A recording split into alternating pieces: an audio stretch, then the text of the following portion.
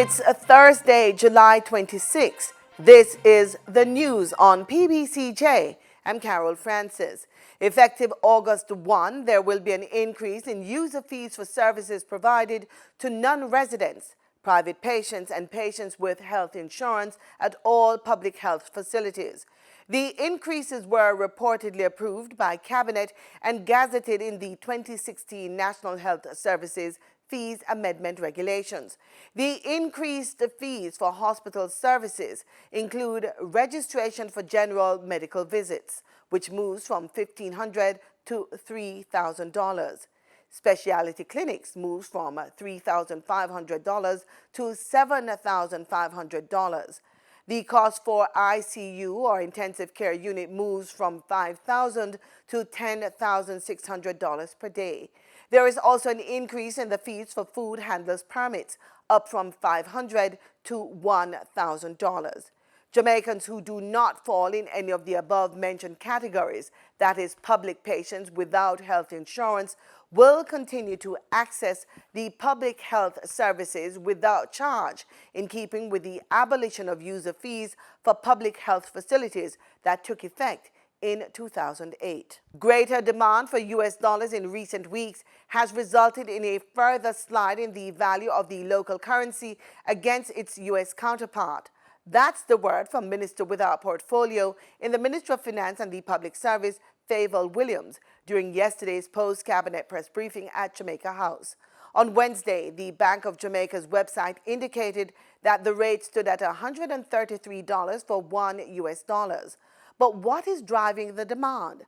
The minister cited the trend of local companies purchasing U.S. dollars to service their debt structures. We're seeing companies take a look at their debt structure as interest rates in the local market have come down, and they're looking at their debt structure because a lot of companies have U.S. dollar debt on their books.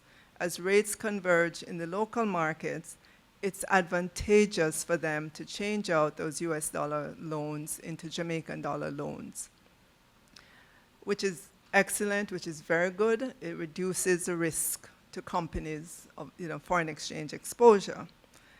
But in executing these transactions, what actually happens is that the companies have to go into the market to buy the U.S. dollars to repay the loan, and that causes increased demand for that. According to Ms. Williams, the sharp increase in imports is another reason for the slide of the Jamaican dollar. If we look at what's happening in the international merchandise trade, that's our imports, we will see as well that we are importing more than we did last year. The economy is growing.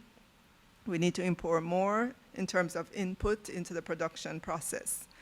And when we look at the data, and I'll just give you a few data points, we see that mineral fuels, machinery and transport equipment, chemicals, manufactured goods, and food leading the increase in imports. The minister anticipates that the foreign exchange market will, quote, work its way out, end quote. Diplomats, government officials, delegates, and other stakeholders are in attendance at the Malia Braca village for the first ever Human Trafficking Conference in the region.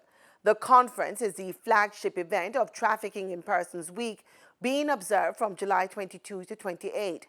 The conference had several symbolic moments, including the sashing of the island's first ever human trafficking ambassadors, Solange Sinclair, Miss Jamaica World 2017. Shamir Mackenzie, founder of the Sungate Foundation and a Jamaica human trafficking survivor, delivered the opening address. Simone Absalom is on location and filed this report. The war against human trafficking has intensified with increased efforts between security forces and government administrators both here and abroad. All this is being highlighted in discussions about strengthening partnerships at the International Human Trafficking in Persons conference being held here in Trelawney. The two-day conference being held under the theme From Victim to Survivor, the Hard Road to Recovery is facilitating discussions between local and international players on how to combat the $150 billion global illegal activity. Canadian High Commissioner to Jamaica, Ms. Laurie Peters, says continued collaborative response is key. Canada, we believe that the response needs to be a multidisciplinary one and a collaborative one. This is critical. These responses must encompass strong legislative, non-legislative measures together, such as targeted policies and programming, awareness campaigns, international assistance, and trauma-informed services for survivors. We were informed that 98% of persons who are forced into labor are said to be women and children. As such, Ms. Peters says her government has taken a gender-based approach to combat human trafficking. One of the concrete examples of this is here in Jamaica through our anti-crime capacity building program. And in the larger region, Canada supported the Interpol-implemented capacity building project to combat migrant smuggling and human trafficking in the Caribbean. This project resulted in the rescue of nearly 350 human trafficking victims in the Caribbean, Central, and South America. Ms. Peters says Canada, like Jamaica, is known to be part of the network for human trafficking. She says a hotline to collect information will soon be established, along with engagements with civil society. Deputy Chief of Mission from the U.S. Embassy in Jamaica, Mark Siebel, commended the Jamaican government for its initiatives to combat human trafficking. He said US $12 million has been set aside for continued security assistance. The Departments of State, the U.S. Agency for International Development, and the Department of Homeland Security have also sponsored training programs, public information and sensitization campaigns, and guest speaker programs to address trafficking from a variety of perspectives, from prevention and protection to prosecution. The U.S. Agency for International Development's pbcjamaica Jamaica program, for example, has supported sensitization initiatives educating populations across the island on the dangers of human trafficking. A 4-year plan, jointly developed by the United States government and Jamaica, will see the strengthening of efforts to prosecute and punish child traffickers while providing comprehensive services to victims and help prevent human trafficking. Simone Absalom, PBCJ News. A documentary film which outlines the life of national hero Marcus Mosiah Garvey will soon be completed. The film is being produced by Jamaican-born filmmaker Roy T. Anderson. It reportedly includes interviews and commentary from world-renowned leaders, scholars, and prominent personalities, including actor Danny Glover and Dr. Julius Garvey, the youngest son of Marcus Garvey. Born in St. Anne's Bay, August 17, 1887, Marcus Garvey formed the Universal Negro Improvement Association, UNIA, and African Communities League. The UNIA was launched on August 1, 1914 in Kingston. Garvey also inspired Pan-Africanism across the globe. In regional news, we go to Venezuela. President Nicolas Maduro on Wednesday announced the removal of 5 zeros from the country's currency, 2 more than originally planned.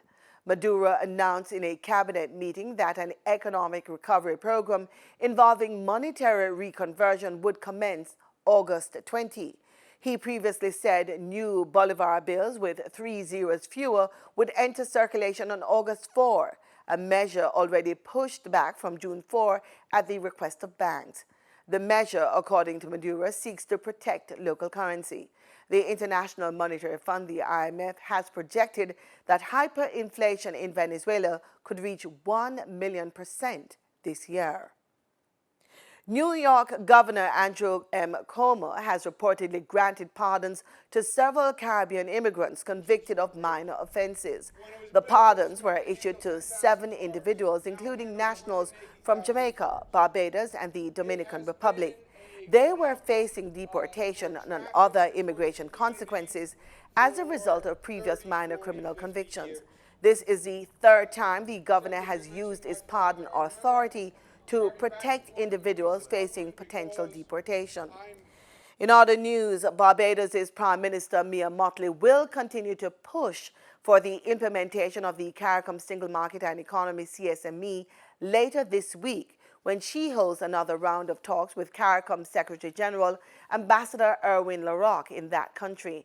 Discussions on Friday are expected to focus on key CSME matters to be addressed at forthcoming meetings of the Council for Finance and Planning and the Prime Ministerial Subcommittee on the CSME, which will be held in Barbados in September. The special meeting of the Conference on CSME will take place in Trinidad in November. During the recent 39th regular meeting of the Conference of Heads of Government, it was noted that Prime Minister Motley, who has lead responsibility for the CSME, will meet on a monthly basis with the CARICOM Secretariat to advance the regime.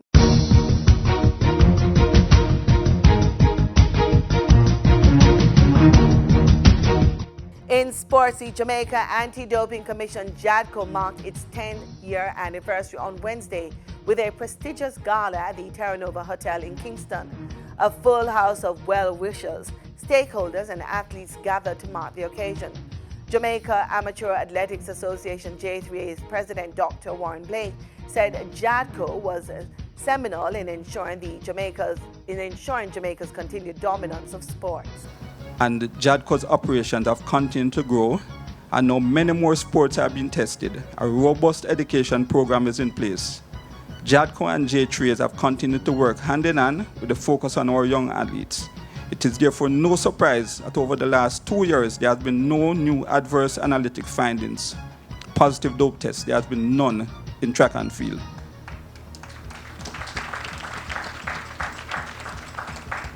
The J3A will continue its cooperation with JADCO in the hope that this state of affairs will continue. And I want them to retire the members of the disciplinary tribunal so they have no work to do. We hope that this state of affairs will continue and no one will be able to question the successes on the track and in the field. Keynote speaker was State Minister in the Ministry of Entertainment, Sports, Culture and Gender, Alonda Terralong. JADCO is ensuring that sports in Jamaica is kept clean, that our athletes play fair, play clean, and we are happy at the ministry to have JADCO fall within our agencies.